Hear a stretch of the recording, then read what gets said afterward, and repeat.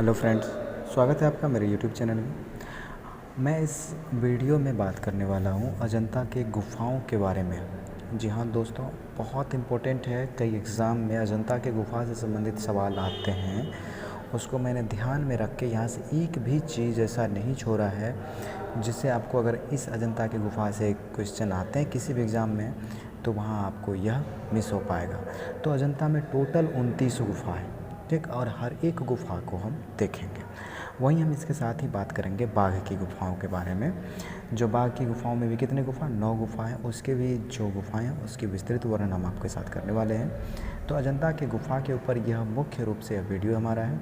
मैं भी वीडियो आपको बहुत अच्छा लगेगा। दोस्तों, आपसे आग्रह करते हैं कि प्लीज़ हमें सपोर्ट करिए, हमारे चैनल को सब्सक्राइब करिए, हो सके तो वीडियो को शेयर कीजिए। हम मेहनत ऐसे ही आप लोगों के लिए करते रहेंगे। और ये history 4 BA MA UGC net JRF के लिए हमने चैनल बना रखा है। हम आपको यहाँ पूर्णतः दिल से आपका मदद करेंगे। आइए, मेरा ये वीडियो बनाने का मकसद है कि आपको याद करवाना और यह भी बताना कि अजंता की गुफ़ा की महत्वता क्या है। आइए हम बात करते हैं अजंता के गुफ़ा के बारे में। अजंता की गुफ़ा क्या है? अजंता की गुफ़ा में अजंता के जो हैं चित्रों का एक, यूँ कहिए कि जो हम अभी एल्बम प्रयोग करते हैं चित्र रखने के लिए, तो उस तरह के अजंता की गुफ़ा क्या, प्राचीन काल के वह ऐसा गुफ़ा है जिस पे क्या है, उसके भित्तियों पे चित्र बने हुए हैं। और ख़ास करके यहाँ क्या है, बुद्ध के जीवन मरण में बुद्ध के जीवनी से संबंधित चित्र ज़्यादा देखने को मिलता है। और इसमें टोटल कितने, 29 गुफ़ा है और 29 में अलग अलग चित्र दर्शाया गया है। तो आइए हम बात करते हैं हर एक अजंता की गुफ़ा के चित्र में जो 29 गुफ़ा आता है उसमें। तो देखिए, सबसे पहले मैं आपको बता दूं कि अजंता की गुफ़ा क्या है। इसकी खोज जो है, सबसे पहले यह क्या है, चट्टान को काट कर 29 गुफ़ाएँ बनाई गई। मतलब एक पहाड़ को काट करके उसमें 29 गुफ़ाएँ बनाई गई। पहला ये सवाल हो गया। और दूसरा है कि 1819 ईस्वी में मद्रास सेना के कुछ यूरोपीय सैनिकों ने इन गुफ़ा को अचानक खोज की थी।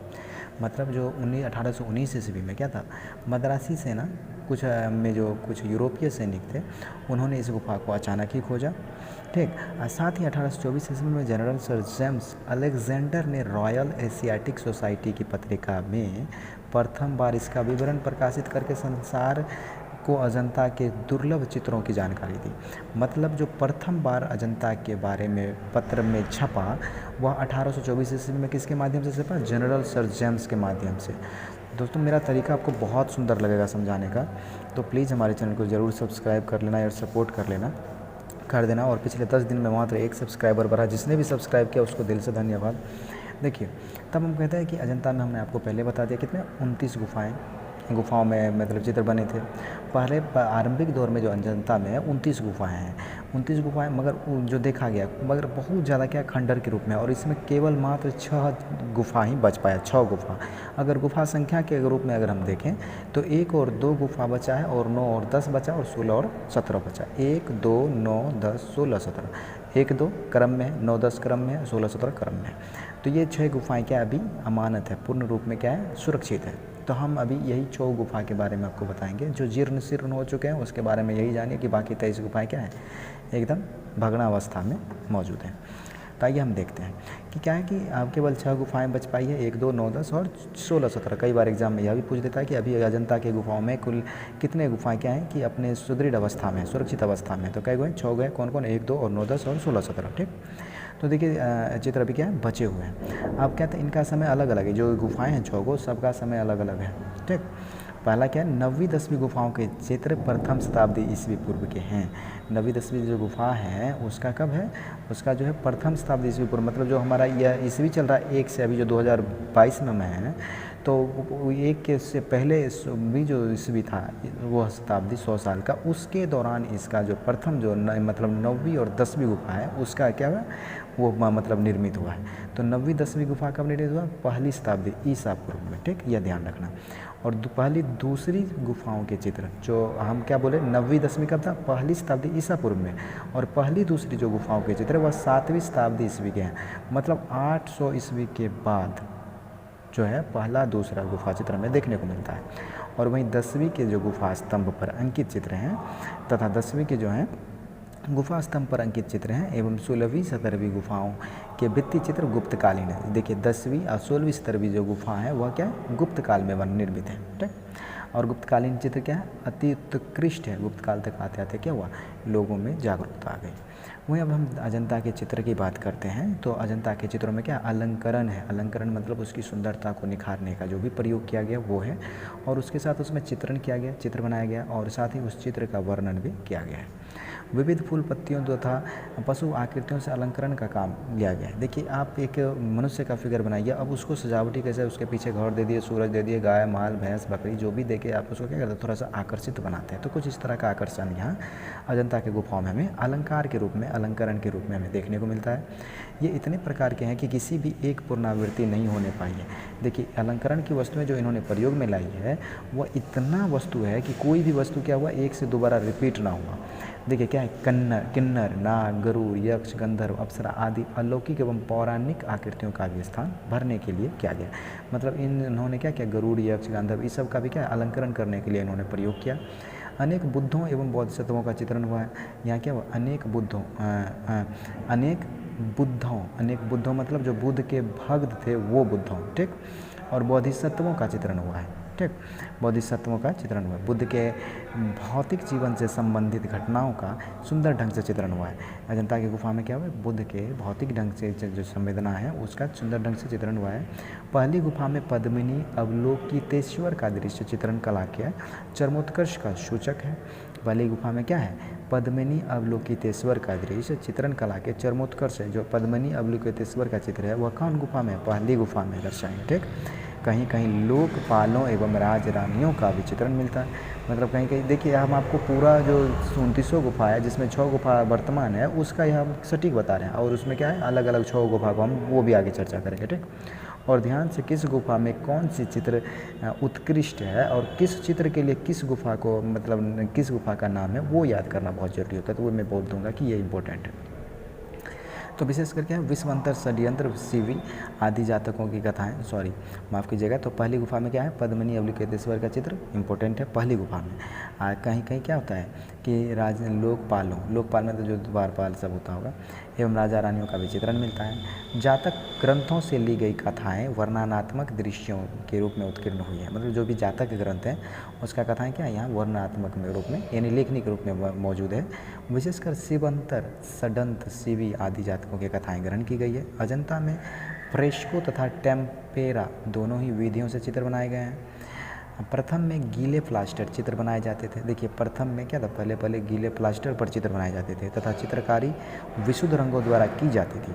और द्वितीय विधि से सूखे प्लास्टर पर चित्र बनाए जाते थे तथा रंग के साथ अंडे की सफ़ेदी एवं चूना मिलाया जाता था, ठीक। असंख्यपूर्ण शिलाचूर्ण सीता मिश्री गोबर सफ़ेद मिट्टी चोकर आदि को फेंट कर गाढ़ा लेप तैयार किया जाता था। कौन सी खातिर, चित्र बनाने के लिए।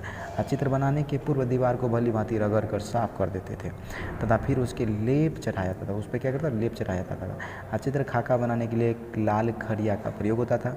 और सबसे इम्पोर्टेंट बात, इसको कहीं लिख लेना अगर नोट्स बना रहे तो, रंगों में जो था उन्होंने प्रयोग किया लाल नीला पीला काला तथा सफ़ेद रंग का उन्होंने प्रयोग किया है। कौन कौन रंग, लाल नीला पीला काला तथा सफ़ेद रंग का प्रयोग उन्होंने किया है। अब क्या कहते हैं कि उल्लेखनीय है कि अजंता के पूर्व कहीं भी चित्रण में नीले रंग का प्रयोग नहीं मिलता। मतलब अजंता की गुफा से पहले नीले रंग का प्रयोग नहीं देखने को मिलता। लाल तथा पीले रंग का प्रयोग अधिक किया गया है। अजंता की गुफा में लाल और पीले रंग का प्रयोग ज़्यादा मिलता है। रंगों में अलौकिक चमक है जो अंधेरी रात में चांद तारे की भांति चमकते रहती है। अब आइए हम इस गुफा के बारे में विस्तृत जानकारी आपसे चर्चा करेंगे कि किस गुफा मतलब किसमें किसकी सुंदरता क्या है, ठीक। हम जल्दी खींचना चाहेंगे क्योंकि बातें हमने बहुत बना दी। देखिए अजंता के गुफा चित्र बौद्ध धर्म से संबंधित है। इनमें बुद्ध तथा बोधिसत्वों का चित्रण मिलता है। बुद्ध के जीवन की विविध घटनाओं तथा जातक गाथाओं के दृश्यांकन बहुतायत से किया गया है। इनका विवरण इस प्रकार है। दोस्तों आप समझा के नहीं, आप ऐसे भी समझ जाएंगे, बहुत आसान भाषा में हमने लिख रखा है, आप ध्यान से सुनना। गुफा संख्या 16, हम गुफा संख्या 16 की बात कर रहे हैं। इसकी चित्रकारी 500 ईस्वी के लगभग से प्रारंभ होती है। 17वीं गुफा के कुछ पूर्व है। अजंता की 16वीं गुफा के चित्रों में मरणासन राजकुमारी नामक चित्र सर्वाधिक सुंदर एवं आकर्षक है। अजंता की 16वीं गुफा में क्या है, मरणासन राजकुमारी का चित्र है, आकर्षक है।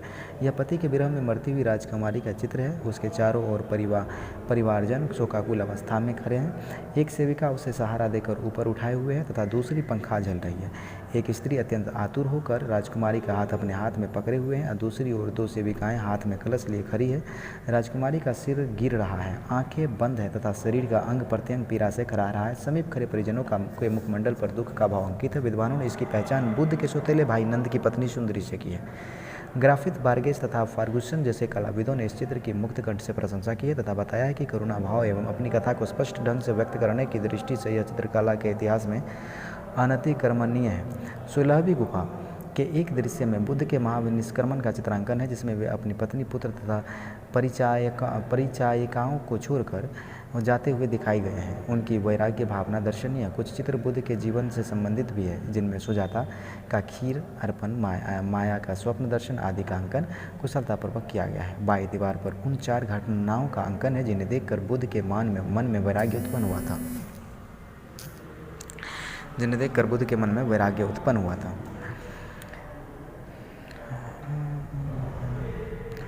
बुद्ध के जन्म तथा उनके 7 पग चलने की कथा को कमल के 7 फूलों के प्रतीक के माध्यम से चिन्हित किया गया है। बुद्ध की पाठशाला का भी एक दृश्यांकन जिनमें क्रीड़ारत बालकों को दिखाया गया है। सभी चित्रांकन सुंदर एवं भावपूर्ण है। दोस्तों, मैं आपसे एक बात विनम्र विधि से कहना चाहूँगा कि एक बार में आप नहीं समझ पाएंगे तो दोबारा सुनना, क्योंकि इससे नोट्स बहुत बेजोड़ आप निकाल सकते हैं। गुफा संख्या 17 में है क्या है? गुफा संख्या 17 में आप बात करते हैं इंपॉर्टेंट जो भी है इसमें। 17वीं गुफा के चित्र विविध प्रकार के हैं। इसे चित्रशाला कहा गया है। ये अधिकतर बुद्ध के जन्म, जीवन, महाविनिष्क्रमण तथा महापरिनिर्वाण की घटनाओं से संबंधित है। समस्त चित्रों में माता और शिशु नामक चित्र आकर्षक है। 17वीं में क्या, माता और शिशु नामक चित्र ज़्यादा आकर्षित है, जिसमें संभवतः बुद्ध की पत्नी अपने पुत्र को उन्हें समर्पित कर रही है।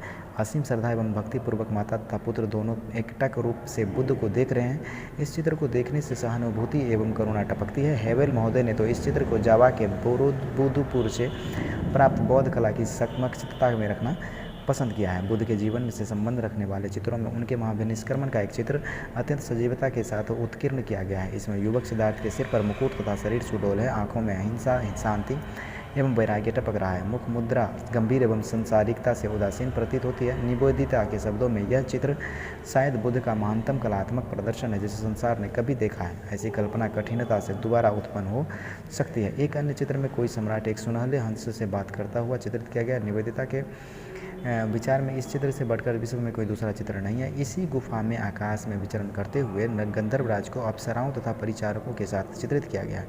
यह चित्रण अत्यंत मनोहरी है। अन्य चित्रों में काले मृग, हाथी एवं सिंह के शिकार के दृश्य का अंकन अत्यधिक कुशलता के साथ किया गया है। अजंता की गुफाओं में जातक कथाओं से लिए गए दृश्यों का भी बहुविध अंकन प्राप्त होता है। जातक कथाएं सबसे अधिक 17वीं गुफा में चित्रित की गई है। जातक कथाएं सबसे अधिक 17वीं गुफा में चित्रित की गई। महाकवि जातक, अंश जातक, हस्ती जातक, छंदक जातक, महासेतु, सोम जातक, शाम जातक, महिषी जातक, शिवी जातक, रूरू जातक आदि का अंकन हमें 17वीं गुफा में देखने को मिलता है। बुद्ध के जीवन से संबंधित विविध घटनाओं के साथ साथ उनके पूर्व जन्मों से संबंध रखने वाली कथाओं का भी पूर्ण चित्रण प्राप्त होता है। इस प्रकार का चित्रण एक स्थान पर अन्यत्र मिलना कठिन है।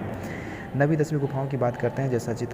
जैसा कि ऊपर बताया जा चुका है, जैसा कि हमने पहले बता दिया कि 9वीं से 10वीं गुफाओं में चित्र सबसे प्राचीन है। 9वीं और 10वीं में क्या है, सबसे प्राचीन चित्र है और उनका समय लगभग प्रथम शताब्दी ईसा पूर्व निर्धारित किया जाता है। यानी सबसे प्राचीन गुफा कौन है, 9वीं और 10वीं।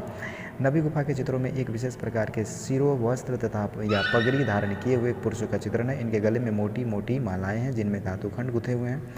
कानों में बड़े बड़े कर्णफूल जैसे आभूषण, हाथों में मोटे करे, कमर में विशेष प्रकार के कमरबंद है, करधरनी भी कहते हैं कमरबंद को। इसी प्रकार के सिरोभाग तथा आभूषण बहुत एवं सांची की मूर्तियों में दिखाई देते हैं। प्रवेश द्वार के पास एक शिलालेख है तथा इसी के पास एक राजकीय जुलूस का चित्र अति प्रसिद्ध है। इसमें राजा, रानी तथा बहुत से स्त्री पुरुषों को सुसज्जित वेशभूषा में चलते हुए दिखाया गया है। जुलूस एक तोरण द्वार से होकर स्तूप तक जाता है, जहाँ राजा स्तूप की पूजा करता है। हाथी सूंड उठाकर स्तूप को प्रणाम करते हुए दिखाए गए हैं। स्तूप पूजा यह दृश्य अत्यंत मनोहर है। 9वीं 10वीं गुफा में क्या है, स्तूप पूजा का मनोहर दृश्य है। 10वीं गुफा में शाम जातक एवं छंदक जातक से ली गई कथाएं अंकित है। हाथियों को विविध प्रकार से क्रीड़ा करते हुए सुंदरता से चित्रित किया गया। आम, गुलर, बरगद जैसे वृक्षों का भी चित्रण कौन है, 9वीं गुफा में। 10वीं गुफा में छंदक जातक की कथा को भी अत्यंत कुशलतापूर्वक चित्रित किया गया। गुफा के स्तंभों पर बुद्ध की अनेक आकृतियाँ बनाई गई। इन पर गंधार शैली का प्रभाव देखने को मिलता है। 9वीं 10वीं गुफाओं के चित्रण भारतीय चित्रकला के प्राचीनतम नमूने। इसके बाद लगभग 300 वर्षों तक चित्रण का अभाव है। सारनाथ का विचार है कि गुप्त काल में बिंबिसार नामक कलाकार ने नेतृत्व में स्थापत्य का चित्रकला का पुनरुत्थान हुआ। इसे कला की मध्य देशीय शैली कहा जाता है। इस प्रकार इस चित्र का आलंकरण अत्यंत विस्तृत है। यहाँ की चित्रण विधान सामान्य स्तर पर प्रतीत होती है। चित्रों की पृष्ठभूमि में वृक्षों का अंकन विशेष रूप से किया गया है। पहली दूसरी गुफाओं के चित्र। इस पहली दूसरी गुफाओं के चित्रों में सबसे सुंदर चित्र फारस के देश के राजदूत का है, जो चालुक्य नरेश पुलकेशिन द्वितीय के दरबार में आया था। देखिए, पहली दूसरी गुफाओं के चित्र में पहली दूसरी गुफाओं के चित्र में सबसे सुंदर चित्र फारस के देश में जो राजदूत का है, जो चालुक्य नरेश पुलकेशिन द्वितीय के दरबार में आया हुआ था। इसमें संभवतः पुलकेशिन दूत का स्वागत करते हुए दिखाया गया है। इसमें राजा दक्षिणी परंपरा के अनुरूप अधोवस्त्र पहने हैं तथा राजदूत को ईरानी टोपी जमा तथा चुस्त पैजामा पहने हुए चित्रित किया गया है। राजदूत की दाढ़ी भी ईरानी ढंग की है। पहली गुफा में ही बोधिसत्व पद्मिनी अवलोकितेश्वर का एक सुंदर चित्र है, जिन्हें दाएं हाथ में नीलकमल लिए हुए जो कुछ टेढ़ी मुद्रा में खड़ा दिखाया गया है। बोधिसत्व की मुख्य मुद्रा विश्व करुणा से ओतप्रोत एवं आध्यात्मिक विचारों में लीन है। आंखों में सुख दुख का भाव समान रूप से जग रहा है।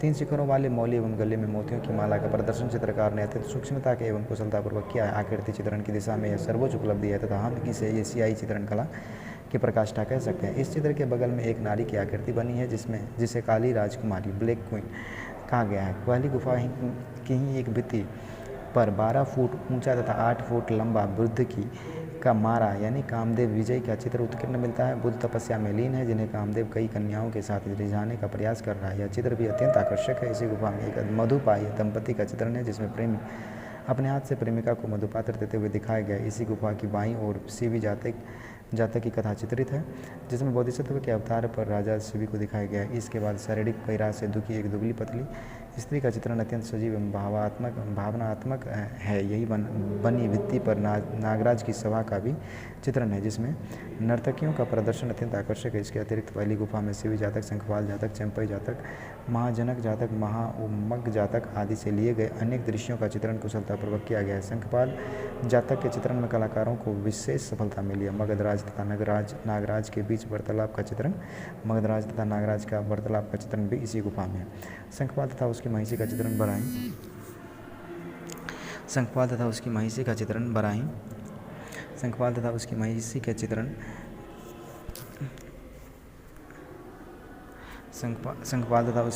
चित्रण बड़ा ही स्वाभाविक है। महाजनक जातक से लिए गए एक चित्र में राजा तथा महिषी एक सुसज्जित सिंहासन पर बैठे हैं तथा सामने राज नर्तकियां नृत्य में संलग्न है। एक अन्य चित्र में राजपुरुष सैनिकों के साथ प्रस्थान करता दिखाया गया। उसके आगे सैनिक तलवार लिए हुए घोड़ों पर सवार होकर चले रहे हैं। इसी के पास एक आश्रम में ध्यान अवस्थित सगना मुद्रा में बैठे हुए योगी का चित्र भी है। दूसरी गुफा की चित्रकारियाँ अत्यंत आकर्षक एवं भावोत्पादक है। बाईं ओर चित्रों की एक श्रृंखला है, जिसमें सबसे पहले किसी राजप्रसाद का चित्रण है। संभवतः यह बुद्ध की माता माया देवी का शयन कक्ष है। इसके आगे बोधिसत्व का चित्रण है, जिनके सिंहासन पर दोनों ओर मकर की आकृतियाँ, उनके हाथ धर्मचक्र प्रवर्तन मुद्रा में है। एक अन्य दृश्य में सुधोधन तथा माया देवी दिखाए गए हैं। साथ ही परिचायिकाएँ भी चित्रित है। सामने 2 ज्योतिषी तथा दाईं ओर एक स्तंभ के सहारे टिकी हुई एक सुसज्जित नारी का चित्रण है। इसके आगे सिद्धार्थ के जन्म की अलौकिक कथा चित्रित की गई है। बाईं ओर विदुर पंडित जातक की कथा चित्रित है, जिसमें हाथी पर सवार विदुर पंडित धीरे धीरे आगे बढ़ते हुए जान पड़ते हैं। उनके उग्र तथा पार्श्व भाग में अश्वारोही दिखाए गए हैं। इसी गुफा में द्रुत क्रीड़ा का एक सुंदर चित्रण है। अन्य चित्रों में झूला झूलती राजकुमारी, बोधिसत्व से उपदेश सुनती हुई काशीराज की राजमहिषियाँ, बोधिसत्व की पूजा में लीन एक साधक आदि के चित्र भी उल्लेखनीय है। दूसरी गुफा में हंस जातक, रूढ़ु जातक तथा विदुर पंडित जातक के अन्य दृश्य सफलतापूर्वक अंकित किए गए हैं। इस प्रकार समग्र रूप में जनता की चित्रकला बड़ी प्रशंसनीय है। रेखाओं की निश्चितता एवं सूक्ष्मता, रंगों की चमक, प्रफुल्ल भाव तथा संपन्नमान जीवन के साथ अभिव्यक्ति की प्रचुरता आदि ने मिलकर अजंता की चित्रकला को सदा के लिए सर्वश्रेष्ठ बना दिया है। निश्चय यह भारतीय चित्रकला के चतुर्थ की द्योतित करती है। बाघ का चित्रकला, जिसमें क्या है 9 गुफा है, इसके लिए हम आपको आगे जरूर दे पाएंगे। आगे की वीडियो में हम